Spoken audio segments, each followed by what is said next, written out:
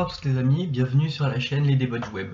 Aujourd'hui, nous sommes après le premier tour des élections présidentielles.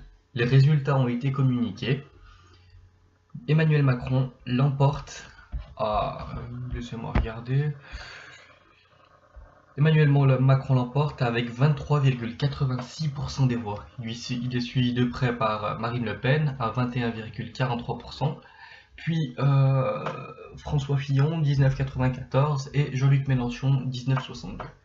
Le cinquième étant Benoît Hamon avec 6,35% des voix. Alors, qu'est-ce que nous apportent les résultats de cette élection? Première chose, on est en train d'assister à un bouleversement, un changement quand même assez conséquent, puisque pour la première fois, on est sorti d'un modèle. On est sorti du modèle second tour PS-UMP. Enfin aujourd'hui les Républicains.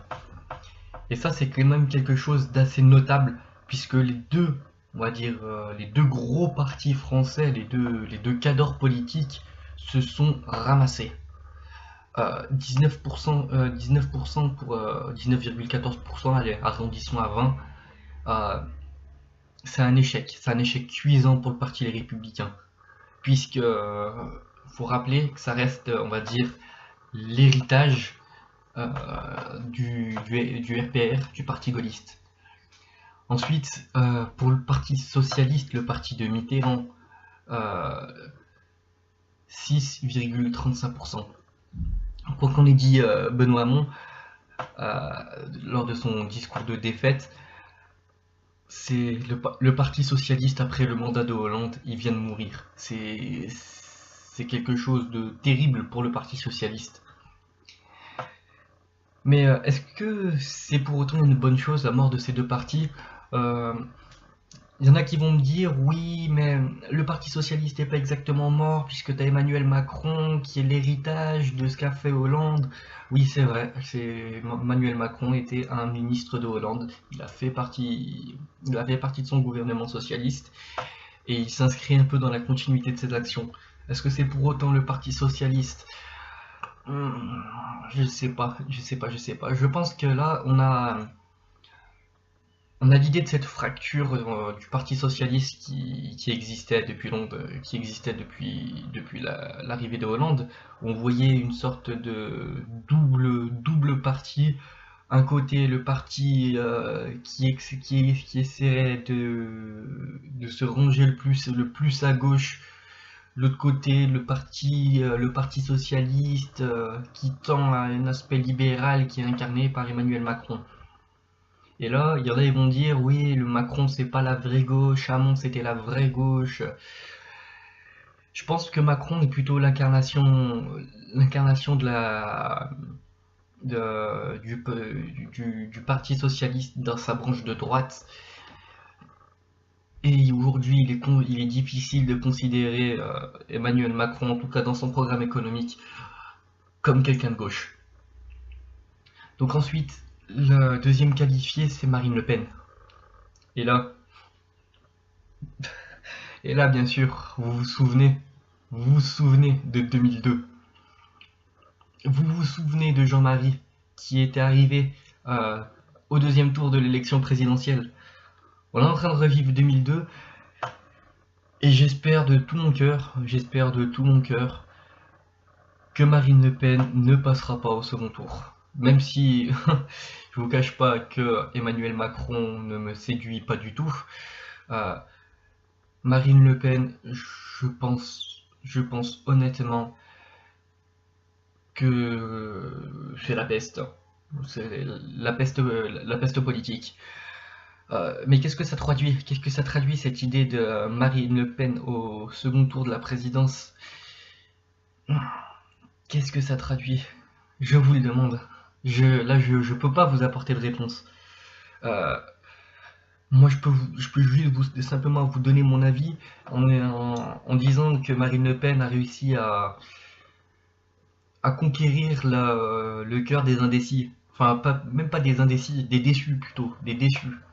Parce que les indécis représentent 20% à une élection présidentielle, c'est énorme. C'est énorme. Donc Marine Le Pen, oui, bon déjà elle a sa base active de militants qui est je vais dire nombreuse, hein, mais qui est tout de même assez active. Et puis elle a réussi à rallier à sa cause les personnes qui sont déçues de cette éternelle alternance UMP-PS. Faut pas dire alternance droite-gauche parce que les programmes sont à peu près les mêmes, hein. Mais elle a réussi à les mettre sous sa botte. Après, j'ai envie de relativiser. Marine Le Pen à 21,43%. Son père, son père politique, hein, Jean-Marie, euh, il est arrivé à 20%. Donc je pense que le deuxième tour, est joué, mais on n'est jamais à l'abri de surprises, hein. Faut pas dire, on va pas dire, faut pas vendre la peau de l'ours avant l'avoir tué. Et donc voilà, ces élections reflètent cette dichotomie qui existe en France entre la déception de l'ancien fonctionnement, mais aussi, j'ai envie de dire, la peur du futur. Parce qu'Emmanuel Macron, il propose pas de choses nouvelles. Au contraire, c'est du libéralisme, comme on l'a déjà connu en Angleterre, par exemple, avec Thatcher. Bon, peut-être que ce libéralisme que propose Emmanuel Macron sera moins violent, mais il le sera quand même. Son programme économique, c'est essentiellement donner plus de pouvoir aux grandes entreprises. Et d'ailleurs, à l'annonce du second tour, la bourse a fait un bond de 4%. Le CAC 40, en tout cas, il a fait un bond de 4%. Et c'est un banquier. Donc voilà. Bon, moi personnellement, je reste assez déçu du résultat de ces élections parce que bon, bah, mon poulain n'est pas passé, il est quatrième, hein. Oui, c'est Jean-Luc Mélenchon. Il proposait un nouveau modèle politique, un programme, environnemental, quelque chose qui n'est pas basé sur la haine. Là, je me retrouve pas. Donc, qu'est-ce qui va se passer au second tour, hein? Je vais vous le dire très honnêtement, je pense que le second tour, ça va voir une folle victoire d'Emmanuel Macron. Si Marine Le Pen fait 30%, ce sera un miracle. Bon, j'utilise des mots assez forts, ça se trouve elle pourra faire plus, mais bon, je n'y crois vraiment pas. À vous de me dire aussi dans les commentaires ce que vous imaginez pour le second tour. En tout cas, euh, je soulignerai que la France a pris un tournant dans sa politique via ces élections. On est sorti d'un modèle, on va en rentrer dans un autre. Qu'est-ce que ça va être cette nouvelle ère? À vous, à vous de l'imaginer, parce que même moi, je peux pas encore prendre la mesure de la chose pour vous dire ce qui va se passer. N'hésitez pas à débattre dans les commentaires sur les résultats de ces élections, hein. Donnez votre avis, c'est super important pour faire vivre le débat. N'oubliez pas de respecter les règles de bienséance, hein. On respecte la vie de l'autre, on n'insulte pas, on parle dans un langage correct dans les commentaires. Et enfin, partagez cette vidéo parce que c'est comme ça qu'on fait vivre le débat. Partagez, likez, faites tourner et rendez le débat public. C'était les débats du web. On se retrouvera pour le second tour des élections présidentielles pour déterminer qui sera notre président. Au revoir.